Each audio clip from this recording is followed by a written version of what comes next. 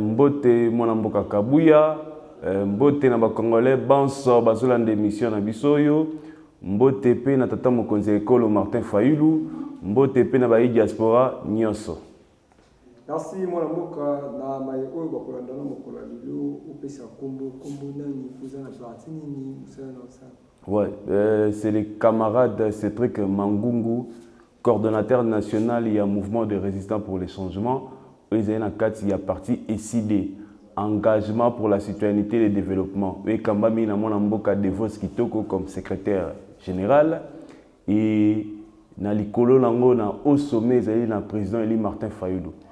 Biso tozali bongo ba résistant autobundelaka illégitimité où ils allaient na kati ya mboka oyo. Pour être constitution ezali claire et le biboyi. Ba problème banda jeunesse ya Congo et banda problème clé ezali illégitimité. Okomona banda de bi ya Congo kino lelo ba gangi bato bayaka kokamba pouvoir na makasi bango ende ba s'imposera na Congo pour être baya na ba bulu ekio bazo memela bana mboka. Merci mwana mboka tukufungula basango na maitali politique ya mboka na biso. Nani kolo oyo kuti koleka tosi komona M23 o bazabongo bakambani bazabongo na mwana mboka konena wazo kamba bango basi koboto ya mboka na biso Goma banungu oyo kobima to mona ki konena na mikono ki alobaki ye il faut aya kolora mwana mboka Félix Antoine Tshisekedi to boni baboto ya Goma mais na mono ko bakambi ya mboka démocratique du Congo bakoloba vraiment bosolo te to loba eta ki yo acteur politique. Merci mwana mboka Kabuya. Banda biso eside to banda yikoloba. Bokambi ya mwana mboka Antoine Félix Tshilombo mwana mama Marthe ezali mabe. Banda na debi toloba tolemba. Tokozala surpris te to mona ete Goma kwei. Po ete toyebi bato e bayembaka yo nani oboya Kagame. Toyebi bango. Kasi tango bunagane kwei kishishe kwei umagabwe kwei bamboka belezo kweya basaki baminova bananti tout ozomona zo kweya ndeko Félix Antoine Tshisekedi azalaki obena ba feti wana ndeko Félix Tshisekedi amonaki ke mboka eza en péril te amonaki ke mboka eza malamu balobi boye etant que ba africain soki moto azali na matanga toyebaka na attitude na ye attitude physique pe vestimentaire. Sur base ya wana tokoyeba ke moto songolo mpakala za na makambo. Pe soki moto aza na feti tokoyeba sur base ya attitude na ye. Mais na attitude soko tali attitude ya ba chef d'état. Omoni attitude ya Zelensky. Zelensky azali président ya Ukraine. Pendant que l'Ukraine zo subir occupation, Zelensky a boyi kolata veste. Et l'obité que Zelensky a zangi ba veste. Zelensky a boyi ko kende ba feti. Et l'obité que Zelensky a zangi ba feti. Zelensky a boyi ko s'afficher na biloko ezanga mutu na makolo. Priorité à Zelensky ezali obe sécurité pe défense. Mais contrairement à ndeko Félix Antoine Tshilombo, mwana mama Marthe, okomona ete yena batne Kabuya. Priorité pa na bango ezalaki obe ba feti. Ndeko Félix amona feti te arataka jamais. Amona matanga te arataka jamais. Pendant que mboka ezokende à petit fait, malembe, ndeko Félix yazalaki obe na ba feti. Par là toujours ba complicité. Et encore ba que plus grave sur le plan politique. Balingi ba abroger constitution. Tango balingi ba abroger constitution, ezana ba impact négatif sur le plan juridique et politique. Mais ndeko Félix est bien que la zone occupée, na changement de constitution et la référendaire, et ça différent na mutasali coup d'état aye à imposer bino constitution, na muto aye à proposer bino constitution. Nuance on est la différence les constitution référendaire. Siko beta o ezali occupé par ba Rwandais pendant que ba Rwandais basala ka guerre moko pe ezali ya mabele. Siko yo lingi yo pesa bango prétexte pour être mabele wana tango bato bako participer te na référendum wana lo bake 4e république wana biso to lingi yango te to sali était ya musika ya sika yango to lobi complicité ya ndeko Félix Antoine Félix Tshilombo to koma na maramba Goma. Qu'est-ce qui s'est passé? Goma ezali en danger. il y avait un général Peter Chirimwami, dans ce combo yangoana. Ozalaki un général gouverneur, il y a Nord Kivu. Mais Nord Kivu, il y a 3e zone de défense. 3e zone de défense est dirigée par un général Pacifique Massanzu, un CG rwandais.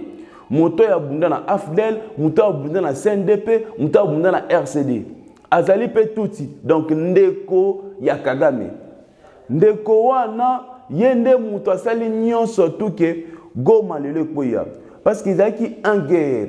Ndeko Peter azalaki un danger pour Kagame. Comment on a clairement que Kagame en 2022 il y a quelques généraux congolais qui ont entretenir balien moko très très dangereux pour le régime de Kigali. Ba généraux azalaki banani azalaki ba Peter. Général Peter azalaki wana pour être ceux qui Goma lelo koyi c'est que Giseni pe koya. Yango gouvernement ou ndeko Tshilombo malobi au lieu de accomplir une mission de malamu, tu as un problème. Qu'est-ce qu'il faut faire? Il faut qu'on liquide. Le général a été assassiné. Assassiné général pour être Goma est tombé. Si tu as le lengue Goma tout la sénat va fait. Comment expliquer une grande ville, la 3e ville de la République démocratique du Congo, et quoi ni avion de chasse, ni hélicoptère, ni drone, ni renfort, ni ration. Mais le que sous pasi makasi ba généraux bazalaki bandaka la tata fala lobi que y a cacophonie au sein de l'armée. Cacophonie ngoloba nini makambo komi ya bulu yeke oya linga pesa mitindo oya linga pesa mitindo oya linga pesa mitindo et créer cacophonie autolobakete diarrhée politique. Donc moyen ba tout ba comprendre le que zalité cacophonie on est bandaki plus ko bénéficier pour les étrangers. Circe comme on a boué. Tango sikoyo ba Rwandais ba jouer position. Ba FARDC ba jouer position ndeko Tshilombo a sali réunion a wana cité Oya. Tango a sali cité la réunion cité Oya 22h40 Patrick Mouya yana kazaka nae a telemi lokola mutu allié manga sendeli mvimbi lokola na Kibeka a telemi boué. Pas de ce que les Congolais. À l'objet, bana mboka Congo, tous à la calme, tous la ba image te, au bazo publié, ba lobby wa koloba, tous sololi pour tout éviter carnage na Goma. Mais le qu'on a ba tebele ba sapango pour na pour éviter carnage. Pour éviter carnage, c'est que dans tous les deux partis mon quoi cédé. Pour tout le monde qui a entré à AFDEL. Mobutu azalaki na position à faiblesse. AFDEL est dans la position de force. Et c'est là qui va s'affronter. Régime Zaki à Mobutu. Sur ces occidentaux, balobaki que carnage awa na Kinshasa ko salama jamais. Yango mona qui était Mobutu Zaki une obligation à se retirer. Malgré que se retirer qui tard, mais Zaki chose Zaki quitter. Yango to kolobaboué. Ceux qui va éviter qui carnage sur le simple raison wana comme on a été généraux se retirer qui il semblerait que mot d'ordre ou qui est pas ndeko Tshilombo que ba généraux se retirer. Il semblerait. Comment expliquer tous les généraux se retirer au lieu se sacrifier tina sacrifice suprême mais bango se retirer. Yango comme on a que bataille de pes ba lobiete que motoyo ba bomi wana général gouverneur un héros ba bengié traître. Et pourtant, comment expliquer tant que liquider traître, mais Goma résisté. Les militaires n'ont au front abandonné. Les vidéos ont circulé. Les militaires abandonnés. Pas de renforts, pas de rations. Et en plus aussi, les drones, les avions, les hélicoptères qui sont par là, tout le monde il y a complicité. Le Rwanda, comme étant un pays souverain, Azan a besoin d'un contrôle et opposition peine à pouvoir. Si c'est ndeko Félix soki azali pna congolais a solo alingi mboka na ye abanana nous ko balancer biso ba corps nini basinyaki ye na ba rwandais. Vous êtes nanga lobby clairement dans la conférence na ye de presse à lobby boye robot bango ba créaki ye moko azali wana pona ko détruire robot wana. Tokoye baboye Kabuya lobaki Kabila tali amoni muta kopesa tika la pouvoir ate atikali ndeko Tshilombo. Et pouvoir en atikela qui est, ezalaki sans accord. Mutandima tikelo pouvoir tapis rouge, honneur tout, n'y surtout sans accord. Il est trop kende plus loin. Tout le monde a accord FCC cache salami na Kenya. Kenya ezali pays ya empire imatuti. Ceux qui ont eu la nomination, il y a bâtonnier, surtout Tshisekedi a été nommé au sein de l'armée, a nommé bateau Kabila Kangaka Ye. Kabila Todenga Kiendoki. Makangi bateau bando comploté contre la République. Tshisekedi a bimisi bango, a sengi ke ba longo la bango bambeba banaki kokole bango, a sengi ba mistie bango. Et a zongi si bango na armée, a pesi bango grade, ba même généraux, ba même colonel wala bango ne ba kwa ici ba Minova. Ba Ruchuru centre, ba Masisi, ba Bunagana, pe lelo bango ba kwa ici Goma. Kasi lelo tokoloba nini? Gome kwei ndeko Chilombo Tozeli a annoncé, a déclaré guerre. Mais ndeko Chilombo ki obena ba promesse. Même matière sécuritaire, pardon, Yamboka. Matière telle défense Yamboka. Ndeko Félix azokende obeka kana ba promesse. Yango tolobi moto ya fungoli porte po nyoka kota yena nyoka wana il faut tokanga bango. Pourquoi? Parce que ndeko Félix Tsisiko ya zobo ya processus ya Kinshasa o tata mokonzi Martin Fayulu lobaki. Martin Fayulu azalaki clair. Alobi ndeko Félix na moni yo oyibi pouvoir à peuple mais na limbisi yo. Mais po ete mboka ebonga to sala kaka makam na bulu yekete ngana proposer oyo plan ya sortie de crise. Na kati sala ki asengaki réforme ya armée. Réforme à défense, réforme à appareil judiciaire, puis réforme à domaine administratif. Si au bas de bloc wana ndeko Félix aboya ki koyoka, amonite ngana za mu kwantondolo, ngamuto atondolo na koyoka te, ngana matabajio na ngate liko na ye, ngana ko ngazama. Le problème c'est quoi? UDPS azali na jeunesse ya problème oyo tozo sala. Problème est que UDPS a signé un accord en novembre 98. Il y a presque une vingtaine d'années. Bientôt là, ça 3 ans, 30 ans, dans 3 ans. Banda UDPS a signé un accord. L'accord, on est allé.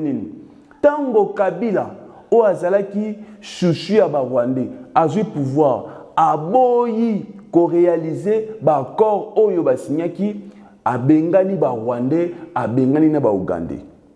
Sur ce, comment on a été, Ougandais va recruter Jean-Pierre Bemba, Rwandais va recruter Kinke Mulumba et les autres, au moment où Rouberois, au moment où Batebele. Yango, comment on a été, dans 2000 ans, guerre et Bundamaki entre les Rwandais et l'Ouganda. Et pourtant, il y a qui MLC na RCD. Pourquoi il y a une guerre ya Rwanda na Ouganda? Parce que bébé qui na simalement zaki ba Rwandais na ba Ougandais. Mais par quelle magie papa Etienne se retrouver dans ngambo RCD? Peut-être papa Etienne a s'imposé pour être tout ça là accord au babengi inclusif ya Santiti. Sur base de ça, ba Congolais ba yebakaté il faut te ça bala mboka ndeko kabuya. Ba Congolais ba yebabouye. Ceux qui brassage et salama, ceux qui mixent salama na armée, ils ont sur impulsion. Ya mwana mboka Etienne Tshisekedi. Pour être yemu tazalaka na ba lien na yeba Rwandais. Etienne Tshisekedi ba clairement l'opposition ils ont se retrouver te na kati armée.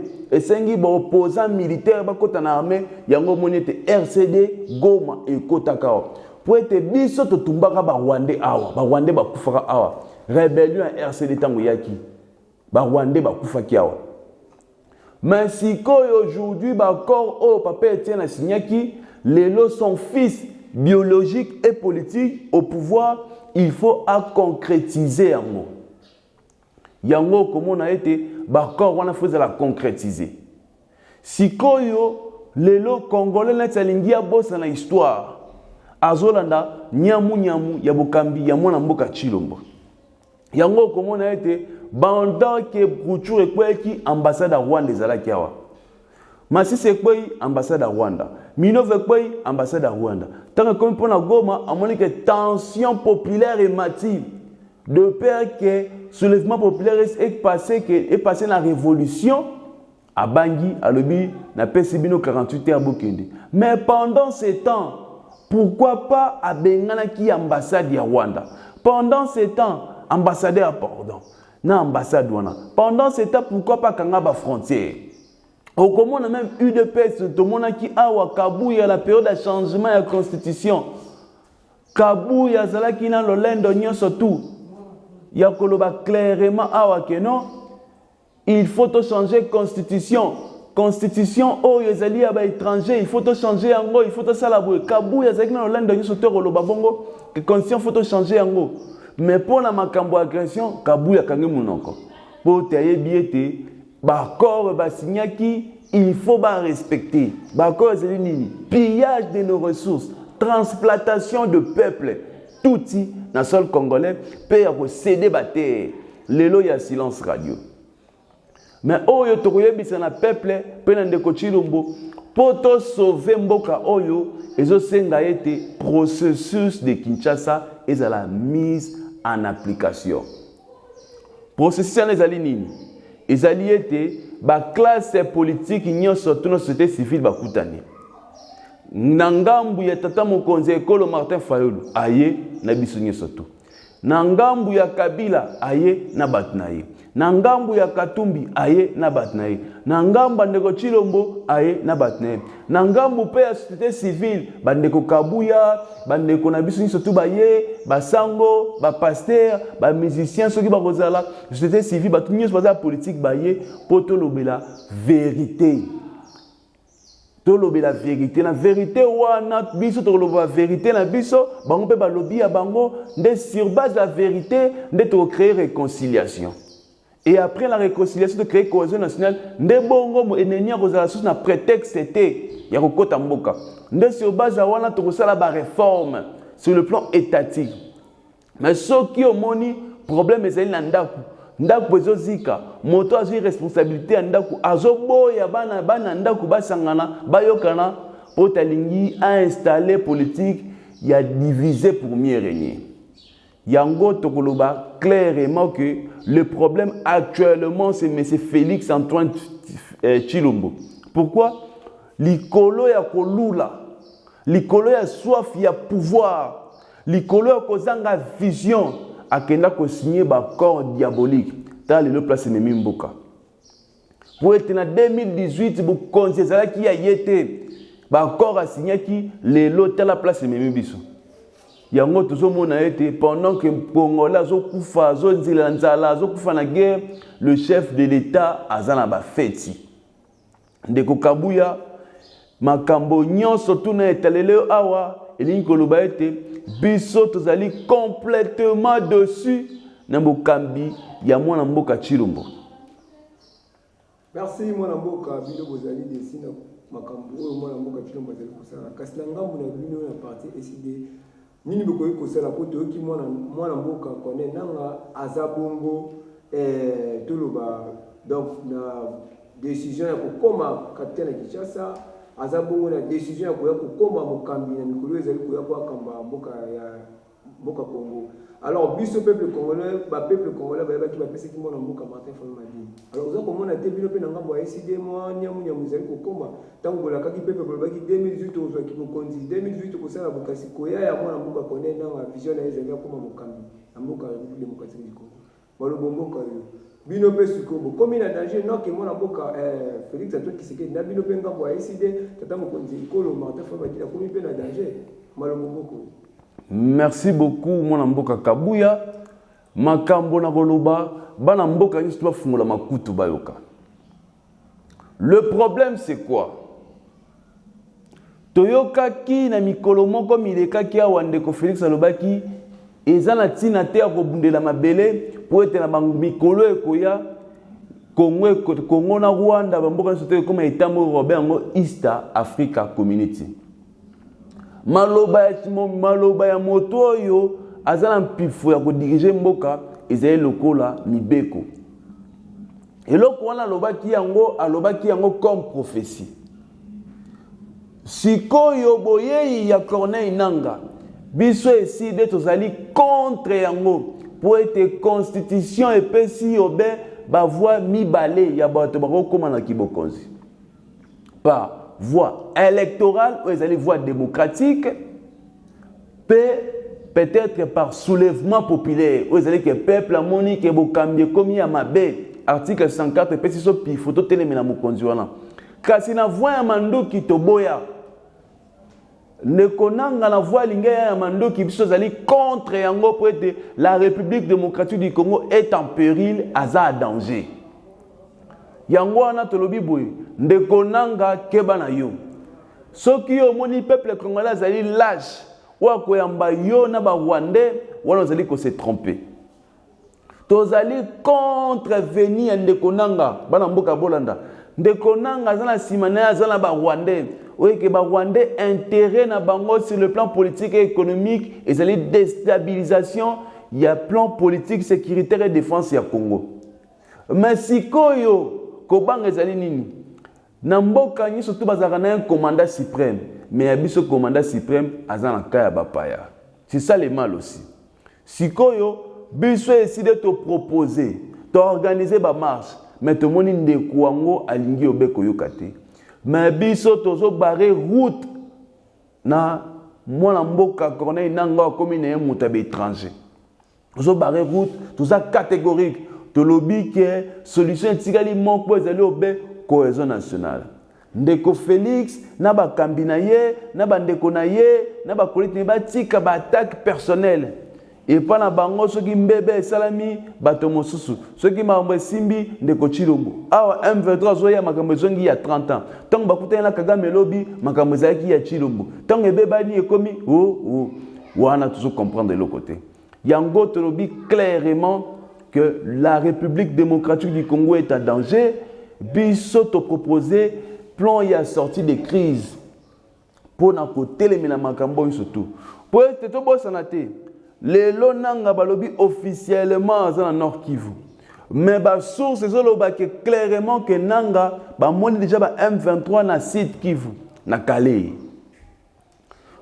pendant ce temps ici au Tofandiawa ba navire rwandaise et à partir il y a lac Kivu pour là Kivu dans la frontière entre Congo na Rwanda bazo kati sa frontière bazo kende vers Minova pour ba kita baya na site Kivu sikoyo motuno tozo les anini pendant que ba territoire bazo linga ba pousser ba territoire congolais ba drone musala na ngonini ba roquette musala na ngonini pona ko panza ba navire wana place tozo mona complicité za makasi yango wana Tcheke Faralobara boy, si on fait la révolution, il faut 9 balles.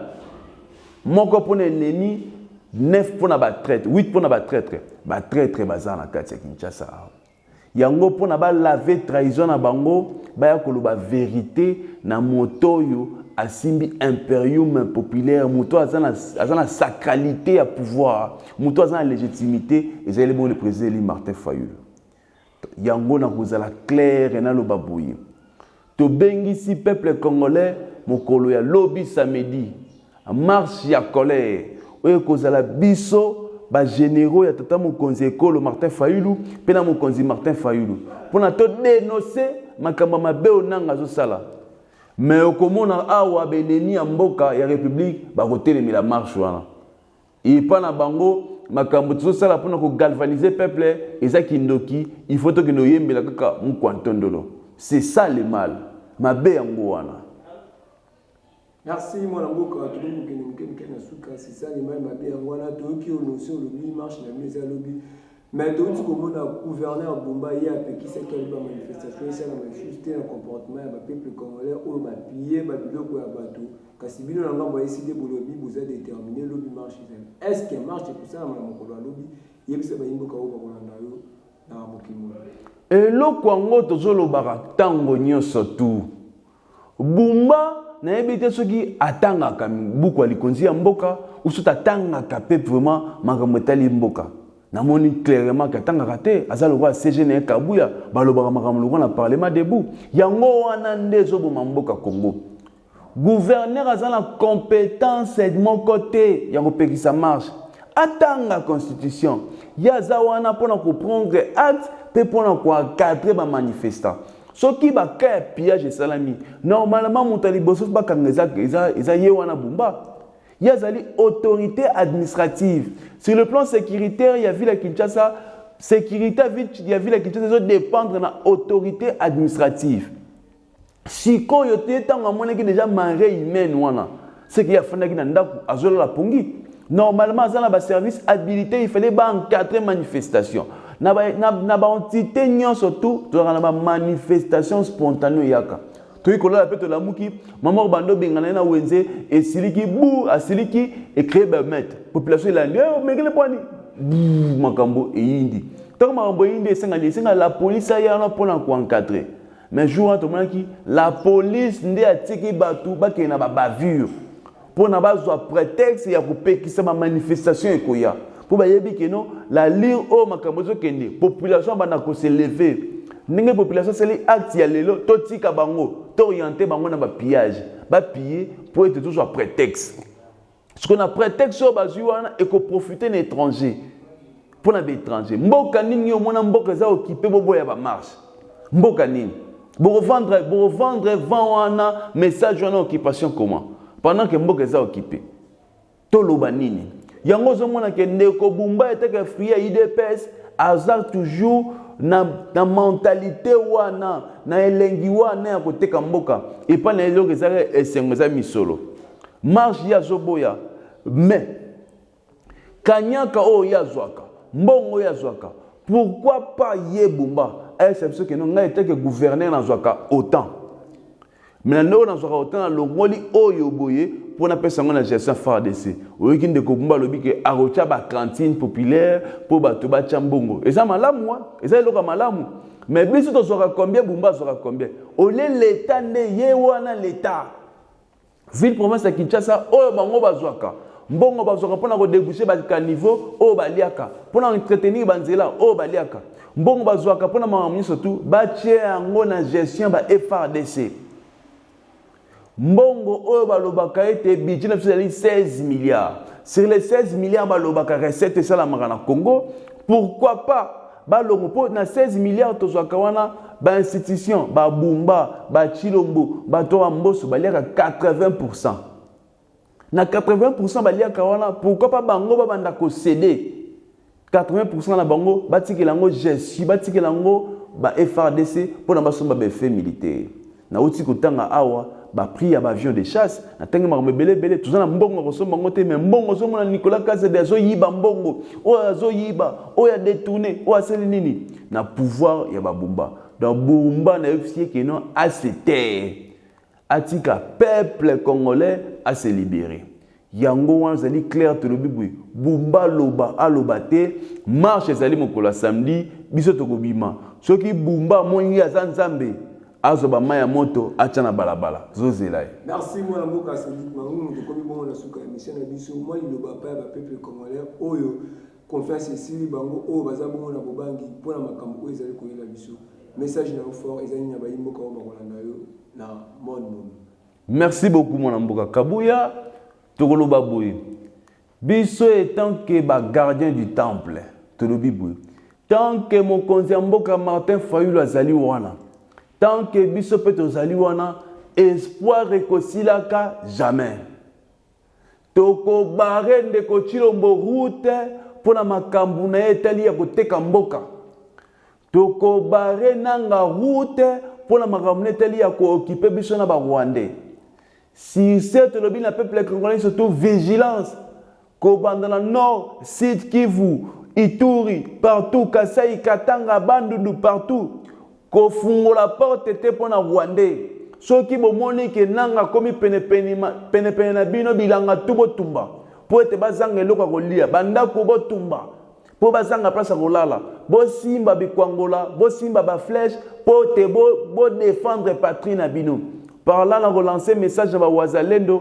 musala bazo ko sala za kitoko mais le vent wazalendo kotatina Bandundu et kotatina ba Congo et kotatina Kinshasa pour être nanga zanga place ko tchalo kolo ndeko nanga Kabuya soki lelo nanga ye awa lelo biso musala tout salaka esili parce que sous l'occupation mwana mboka komaka muumbu yango moni ete à lire oyo nanga linga bimela biso pour être peuple pe maïle sili bango batali ke bokambi yango ande ko chilombo obe moyibi na moyibi obe ba voyage na ba voyage obe tribalisme na tribalisme obe lokuta na lokuta baso comprendre te batali pe koto nanga motango obe na ba rwandais ko bomaka ba congolais et autres créer confusion totale vérité tikali kaka moko et pas le président Eli Martin Fayulu yango tokoloba ete mikolo nyonso tout tozali na guerre banda bana bunagana tozala na attitude ya guerre yango bandeko place bozali occupé bobanga te biso batoza na capitale tokoriposte tokobotola mabele wana pe tokodiscipliner Kagame na badisciple na ye. Merci beaucoup pour na kochite tokopesa mbote na bandeko banso balandi biso na émission oyo lelo. Donc bayeba ke toza ensemble ngai nazali camarade Cédric Mangungu ya SID la Muka P à Mourecha. Numéro na ezali plus 243 82 81 81 814 plus 243 82 81 81 814. Merci mingi, Zamba Batela biso.